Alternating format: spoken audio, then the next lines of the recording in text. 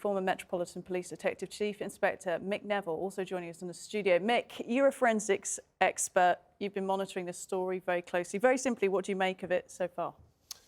It's a very tragic case, and I feel for the family. And there's several possibilities. Of course, the police believe she went into the water. She could have also decided to vanish herself.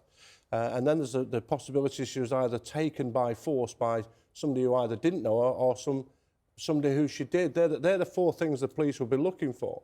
And they seem to be going on the theory that she fell into the river. But from what they're saying, it would seem that Lancashire Police are not putting all their eggs in one basket. They are examining several possibilities. As we heard in the report there, they're looking for dash cam footage, they're looking into this red van, this sighting. So I think Lancashire Police are doing a good job at the moment. There has been some mistakes along the way, but they're doing a good job. Let's pull up the inside pages of The Sun, in fact, because that running the story of this hunt for, quote, the shabby red van at the scene. We remind ourselves of the press conference given by the police officers at Lancashire Constabulary just a few days ago, where they were sort of calling on members of the public who may have been on holiday at the time to cast your mind back. And somebody has cast their mind back and said they remember a strange-looking van. But, I mean, amongst hundreds of lines of inquiry, Mick, I mean, when you're a police officer, how do you sift through these inquiries? It is very difficult. I mean, what they do, I mean, it's better now in sense of, since 10 years ago, we've got dash cam footage, you've got ring doorbells. Of course, Wayne Couzens was caught with the ring doorbell footage. So there's lots of digital devices there that can really help the police and pinpoint. But it's sometimes sifting through to find that one thing. I mean, when I was investigating a murder, you know, the family used a medium who thought that the guy had been put in the boot of a car. So you have to check the boot of a car. And in the end, he had been in the boot of a car. But you just simply don't know, amongst all those thousands of pieces of information, there could be a critical one there. Now, missing people's cases, common, we know that much, but how often do people really vanish without a trace? That's, I think, what's captured people's interest here. Absolutely. I mean, I was in charge of the missing persons unit at Lambeth, so we had hundreds, thousands of people go missing each year. Most turn up within a couple of hours. You know, there's a few cases, if you look back over the last few decades, Claudia Lawrence simply vanished, Madeleine McCann, mostly women or girls who've gone missing. And so there's very, very few people vanish without a trace. I mean, one case that I'm really mindful of here is a sad case of Anthony Knott, who was a fireman who by whatever means, fell into the river in Sussex in 2020. He was found 21 days later and 8 miles down the river, so downstream. So I don't know about this expert who's saying that the people are usually quite close. I know there's a weir blocking it, but I'm sure there's an expert on rivers who could tell us how far somebody would move.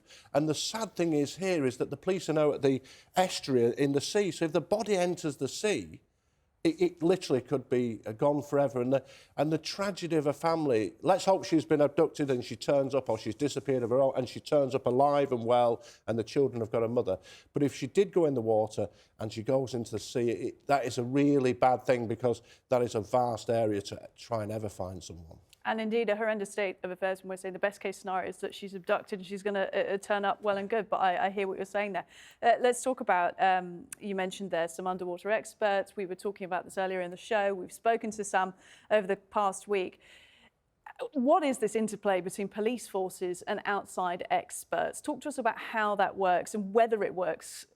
It doesn't work very well. In my experience, I work with academics on my specialist area, which was super econisers and CCTV. And there's a real reticence amongst colleagues. Why are you doing this? Why are you disclosing information? Particularly if you disclose information that the police aren't doing so well. And police forces don't really work well with outsiders, and they don't work well together. There's like petty squabbling into force. There'll be petty squabbling within a force, within the different units.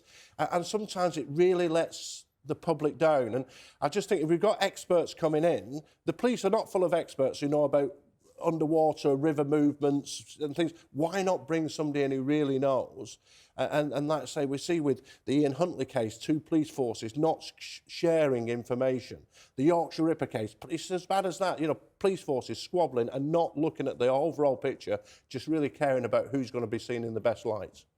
And just let's just finish by talking a little bit about the Constabulary's demands or requests about limiting speculation, limiting press focus on this. I realise the irony of talking about this on television right now, but can you understand that from the investigation point of view? Well, what the police don't want is a load of false leads. They want good information, and that's why they don't want ghouls going watching and hindering, and they do want people to help, but they don't want ghouls watching.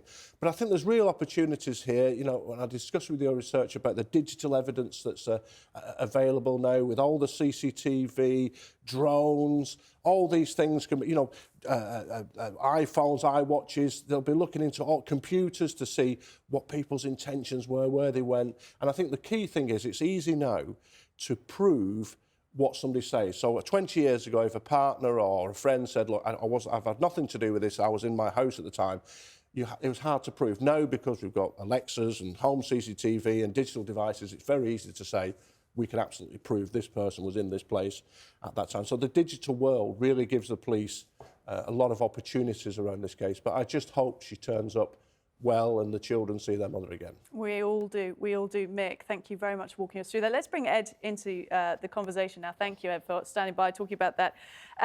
Any comments you have from watching this? There has been comments about the way police communications have been handled in this case, but ultimately it seems the consensus is just let them get on with the job of investigating.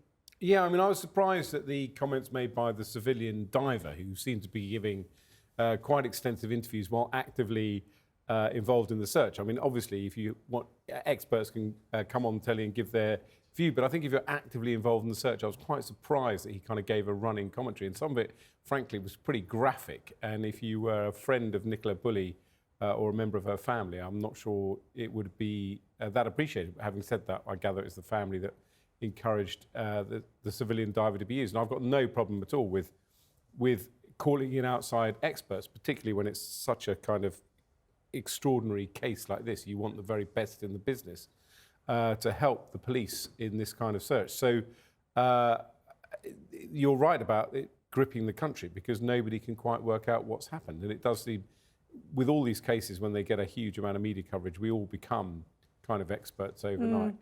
My bit of expertise, as in my layman's question to people who know better, would be, presumably the police think she fell in the water because there are no signs of a struggle. I mean, the only alternative, there are three options, aren't there? That she has disappeared herself, she's fallen in the water, or somebody has taken her. And I would have thought if she'd been taken, there would be scuff marks, whatever, something would have landed on the ground. I can't believe there wouldn't be evidence. And I guess in terms of police communication, you would expect the police to kind of elaborate on why they've settled on this one theory, because by definition they would have ruled out other plausible alternatives. Exactly.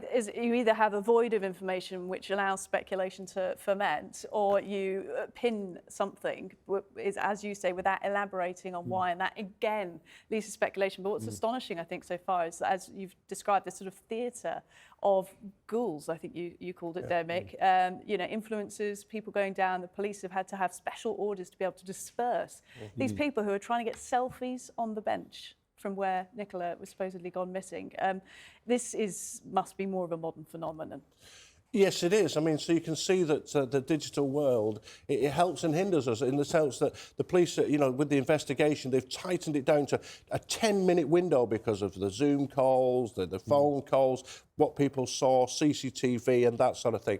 But on the other side of the coin, you've got these awful people who want to turn up and see these, take selfies on the bench. And it's completely unacceptable because everything they're doing is hindering. And that the one point I would make about the bench, that seems to be the only real mistake that the police made, that wasn't sealed off so quickly, because it was mostly with most missing persons affairs, you can see very quickly the person comes back. In this one, within an hour or two, they must have realised this is a really serious, something wrong here. You've got somebody who's completely vanished, left a phone, there doesn't seem to be any background of anything why she should go missing, and it should have flagged up straight away, and that bench wasn't sealed off. And that's the only thing, if you look around, that possibly could yield finger marks, DNA, if at all. So that's possibly an opportunity missed. And as I say, not to somehow try and sweep in from the sea.